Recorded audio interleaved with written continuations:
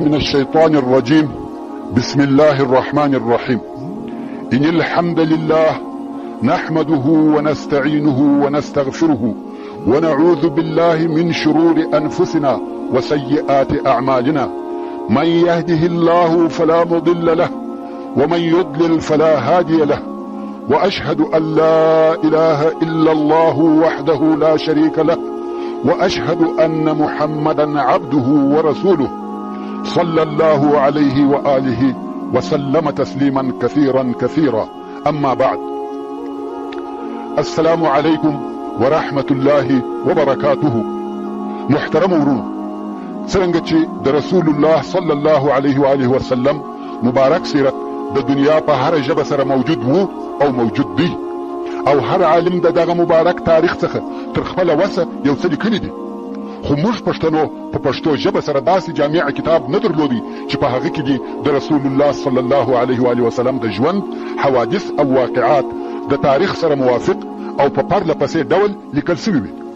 حال دا چې د رسول الله صلی الله علیه و آله وسلم پیژندګلوي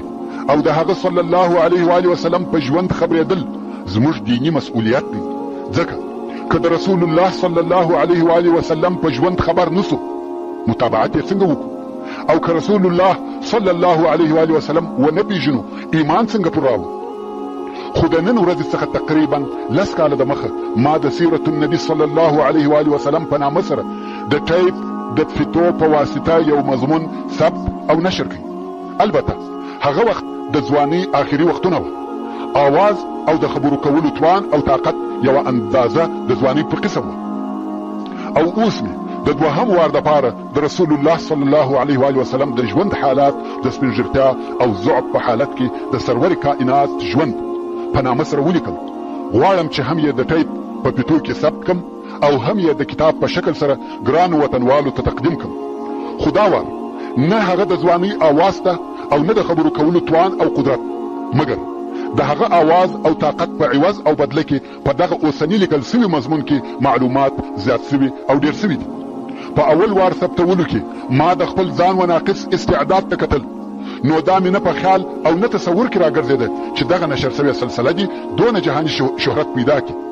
او د خلقو به په دغه اندازه سره خوښه سي. حقیقتا زه نه پوهېدم چې دغه بیان زما د ناقص استعداد سره تعلق نه لري، بلکې دغه بیان د یو کامل انسان د ژوندانه بیان دی. دا د رسول الله صلی الله علیه و آله وسلم د ژوند بیان دی. څرنګه چې رسول الله صلی الله علیه و آله وسلم و ټولو مسلمانانو ته محترم او مکرم، مرغوب او محبوب دی، نو خود د هغه محبوب سیرت هم محبوب وګرځېدی او د ګرانو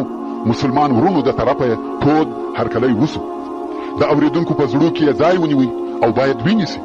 ځکه الله جل جلاله خپل رسول ته ډیره عظیمه درجه او لوړ مقام ورکړی دی، او د صلی الله علیه و آله وسلم محبت یې د مسلمانانو په زړو کې ښخ کړی دی،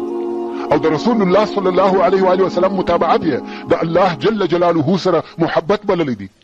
الله عز وجل د سورة آل عمران په 11 نمبر آیات کې فرمایي: قل ان كنتم تحبون الله فاتبعوني يحببكم الله ويغفر لكم ذنوبكم. يعني اے محمد صلی الله علیه و آله وسلم دوی ته ووایه که چیرې تاسې د الله عز وجل سره محبت لرئ او محبت کوئ، نو زما متابعت وکړئ چې الله جل جلاله به ستاسې سره محبت وکړي، تاسې به خوښ ولرئ او تاسې ته به ستاسې ګناهونه در وبخښي. چې هم دغه الهي تنبیه او خبرتا یو د هغو سببو څخه وګرځېده چې مسلمانانو د رسول الله صلی الله علیه و آله وسلم و محبت ته په خپلو زړو کې په شوق سره ډېر پراخه ځای ورکړی دی، او مسلمانان په داسې لارو چارو پسې ګرځي چې د دوی او د رسول الله صلی الله علیه و آله وسلم په مابین کې محبت زیاتوي. د اسلام د شروع څخه تر اوسه پورې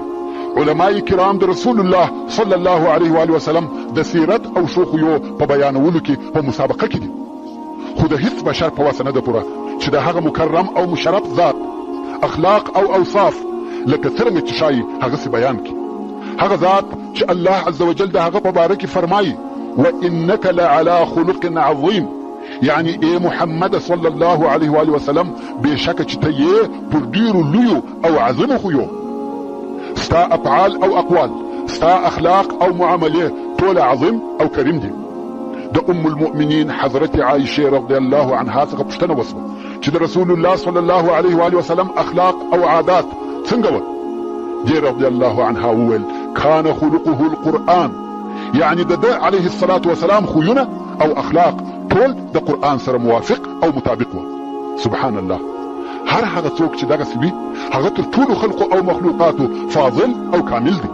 او د دې حقدار دی چې ټول مخلوقات محبت ورسره ولري. مګر زه او زما ناقص علم، زما ناقص فهم، زما ناقص ژبه د دې څخه ډېر عاجزه دي چې د سید الاولین والآخرین صلی الله علیه و آله وسلم ژوند او اخلاق، افعال او اقوال دي داسې بیان کړي لکه څرنګه چې شایي. خو فقط زه د ځان دپاره دا سعادت او کامیابي بولم چې د دغه مبارک نور څخه دونه روښنایي حاصله کم چې د جهل په تاریکو کندو کې هلاک نسم. غواړم چې په ژوند کې د ده صلی الله علیه و آله وسلم د امته څخه یم او په داسې حال کې مړ سم چې بیا هم د ده علیه الصلاة والسلام د امته څخه یم او الله عز وجل د ده صلی الله علیه و آله وسلم په شفاعت ګناهونه را معاف کړي. نو ځکه بیا مې د دوهم وار دپاره د سیرت النبي صلی الله علیه و آله وسلم په لیکلو شروع وکړه چې په دې وار کې مې ځینې تبصرې او نور ګټور معلومات هم پر زیات کړه او هم مې د اولې لیکنې ځینې روایتونه په قوي روایتو بدل کړه. په اول وار لیکنه کې زما اعتماد پر یوه منبع و. هو د موضوع د صحت او موجودیت دپاره مې د سیرت او تفسیر مختلف کتابونه ورسره کتل، خو د موضوع پر جزئیاتو مې ډېر تاکید نه کاوه. مګر څرنګه چې دا وار د ځینو مسلمان ورونو په خواهش او غوښتنه سره غواړم چې دغه بحث او مضمون وخپلو پښتو ژبو مسلمان ورونو ته د کتاب پر قسم هم تقدیم کم، ځکه د ټیف فتې ډېر ژر استهلاکیږي، شکیږي او ورکیږي. مګر کتاب که څه هم ویل یا مطالعه کول یې د وخت د نیستوالي یا د نورو عذرو په سبب د فتو تر اورېدلو سخت او مشکل دي، خو د کتاب عمر زیات دی. نو په دغه امید غواړم چې د دغه لیکنې په سبب د دغه علمي خرمن د وږو ټولونکو څخه سم. او دا هم د یادونې وړ ده چې د سیرت النبي صلی الله علیه و آله وسلم په دا وار لیکنه کې مې تر هغه اول وار چې د فتو په واسطه نشر سوی و ډېر زیاتوب کړی دی چې د مختلفو کتابو څخه مې ډېر علمي مضامین را نقل کړي دي او په د مخني نشر سوي سیرت کې چې کم مضامین په اختصار سره لیکل سوي وه دا وار په صحیح شکل او تفصیل سره لیکل سوي دي او په کومو ځایو کې چې سهوه پیښه سوې وه هغه هم د بشري توان او قدرت پر اندازه اصلاح سوې ده. ورونو د سهو معنا دا نه ده چې هغه معلومات بالکل غلط وه، یا هغه هم یو روایت وو د اعتماد وړ او لایق دی. مګر څرنګه چې دا وار د دې بحث څخه د کتاب جوړولو اراده لرم نو مې ځان ډېر ستړی کړي، د جملو ترکیب مې تر خپله وسه اصلاح کړي، د واقعاتو تاریخ مې تر یوې اندازې روښانه کړي، ضعیفه روایتونه مې په قوي روایتو بدل کړه، د مکرمو آیاتو ترجمې بیان سوې. هیله ده چې د ویونکو او اوریدونکو د خوښۍ سبب وګرځي. وما توفيقي الا بالله وهو السميع العليم. بسم الله الرحمن الرحيم. الحمد لله موفق المؤمنين وناصر الموحدين ومرسل خير خلقه الى العالمين، اصطفاه من خلقه ورزقه خير خصال وأتم الصفات من الحكمة والشجاعة والمروءة وجامع الصفات القيادة في أمور الدين والدنيا، والصلاة والسلام على سيدنا محمد بن عبد الله خاتم الأنبياء والمرسلين وقائد الغر الميامين، النبي الكريم الهادي الأمين الصادق المربي القائد، فأفضل الصلاة والسلام عليه وعلى آله وأصحابه وأزواجه وذريته ومن سار على نهجه إلى يوم الدين. أما بعد، دغه سلسله چې د سرور کائنات ژوند په نامه سره یادیږي د محمد صلی الله علیه و آله وسلم د سیرت یعنی ژوند او اخلاقو اقوالو او اعمالو په باره کې بیان کوي. دا سلسله د سید البشر خاتم الرسل صلی الله علیه و آله وسلم د عظیم او مبارک ژوند تاریخ بیانوي. د دې بیان څخه یوازې دا نه دی مقصد چې مسلمانان د خپل پیغمبر محمد مصطفی صلی الله علیه و آله وسلم په مبارک حیات خبر سي، بلکې په دې خبرتیا کې نور ډېرې مهمې فایدې هم شته چې په ښکاره سره وچاته نه معلومیږي. محترم ورونو، د رسول الله صلی الله علیه و آله وسلم د سیرت د بیانولو، لیکلو، اوریدلو او زده کولو څخه یوازې دا غرض او مقصد نه دی چې د تاریخ په قصو خبر سو، یا دا چې عجیبي او غریبي قصې یا نادره معلومات بیان سي. نو ځکه موږ مسلمانانو ته دا نه ښایي چې د سیرت اورېدل او زده کول د تاریخ پر قسم واورو یا ځان په خبر کو، او سیرت ته هم په داسې سترګه وکتل سي لکه د یوه خلیفه ژوند یا د یوه پاچا تاریخ یا د تېرې سوې زمانې معلومات، بلکې د سیرت د بیانولو، لیکلو، اورېدلو او زده کولو څخه مقصد او غرض دا دی چې یو مسلمان د اسلام د حقیقت تصور وکړي، هغه اسلام چې د رسول الله صلی الله علیه و آله وسلم د ژوند څخه مبادئ او احکام، قواعد او اساس راوتلي او استنباط سوي دي. زه به دلته د رسول الله صلی الله علیه و آله وسلم د سیرت د پوهېدلو او زده کولو یو څه فایدې په اختصار سره درته بیان کوم.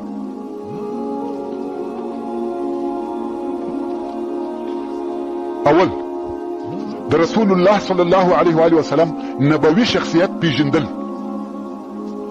که څوک د رسول الله صلی الله علیه و آله وسلم د ژوند په هغه کیفیتو او حالاتو خبر سي چې پر رسول الله صلی الله علیه و آله وسلم تیرېده، دا به یقین سي چې رسول الله صلی الله علیه و آله وسلم یوازې عبقري یا نابغه نه و چې د ده علیه الصلاة والسلام نبوغ دی په خپل قوم کې لوړ او دغه مقام ته ورساوه، بلکې تر نبوغ او عبقریت د مخه د الله جل جلاله رسول دی چې الله عز وجل یې په وحي سره تائید او تاکید کاوه او الهي توفیق ورسره ملګری و. نو موږ محمد صلی الله علیه و آله وسلم د رسول الله په صفت پیژنو. دوهم، د سیرت د پوهېدلو دوهمه فایده دا ده چې انسان په خپل حضور کې د کامیاب ژوند د ټولو امورو دپاره بلکې د شرافت د ژوند دپاره یو اعلی مثال وویني چې هغه صلی الله علیه و آله وسلم ژوند چې د هغه صلی الله علیه و آله وسلم ژوند د خپل ځان دپاره قانون او تګلاره وګرځوي، په هغه پورې لاس ونیسي او په هغه پسې اقتدا وکړي. په دې کې هیڅ شک نشته که یو انسان هر څونه په یوه مثل اعلی پسې وګرځي، په یوه داسې راهنما او لارښوونکي پسې وګرځي چې د ژوند په ټولو چارو کې دې کامل او مثل اعلی وي، بې له شکه دغه پوروالي او کمال د رسول الله صلی الله علیه و آله وسلم په ژوند کې پیدا کولی شي، ځکه الله جل جلاله د ټوله بشریت دپاره قدوه او لارښوونکی بللی دی. الله عز وجل فرمایي: لقد كان لكم في رسول الله اسوة حسنه. دریم،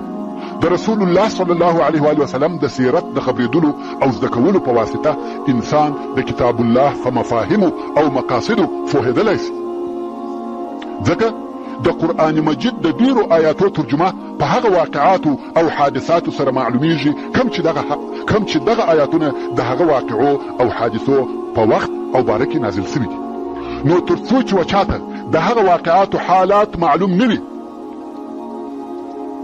د قرآن مجید په معنا او مقصد نسي پوهېدلی، ځکه د قرآن کریم ډېر آیاتونه د یوې خاصې واقعې یا خاص بیان دپاره چې په هغه وخت پورې تعلق لري نازل سوي دي. نو ځکه ترجمه یې تر هغو نسي معلومېدلی چې وخت د نزول او سبب د نزول یې معلوم نسي،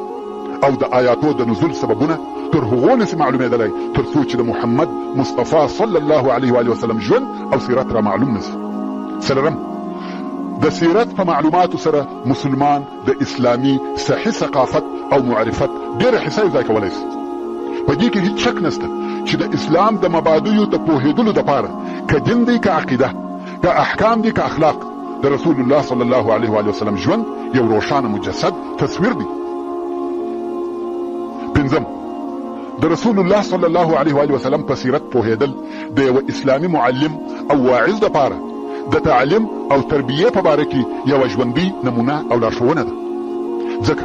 رسول الله صلی الله علیه و آله وسلم یو فاضله معلم، صادق ناصح او مهربانه مربي و. د دعوت په مختلفو مرحلو کې یې د تعلیم او تربیې وړ او مناسبه طریقې استعمالولې. پر دې ټولو سربیره د رسول الله صلی الله علیه و آله وسلم په ژوند کې د انسانیت ټول اړخونه که اجتماعي دي که فردي داخل او شامل دي. یو انسان په هر حالت کې که یو مستقل فرد وي یا د ټولنې یوه فعاله عضو وي، د پوره کامیابۍ دپاره د رسول الله صلی الله علیه و آله وسلم و متابعت ته اړ او محتاج دی، ځکه د رسول الله صلی الله علیه و آله وسلم ژوند موږ ته د یوه مستقیم یا پر لار برابر ځوان د سلوک او اخلاقو بې مثاله نمونې راښیي چې د خپل قوم او ملګرو سره څونه امین او څونه صادق و. د رسول الله صلی الله علیه و وسلم ژوند د یو واعظ په صفت یو بې مثاله نمونه دی چې خلق یې د الله جل جلاله ولارې ته په حکمت او موعظه حسنه سره وروبلل او خپل ټول طاقت یې د رسالت د رسولو په لار کې مصرفاوه.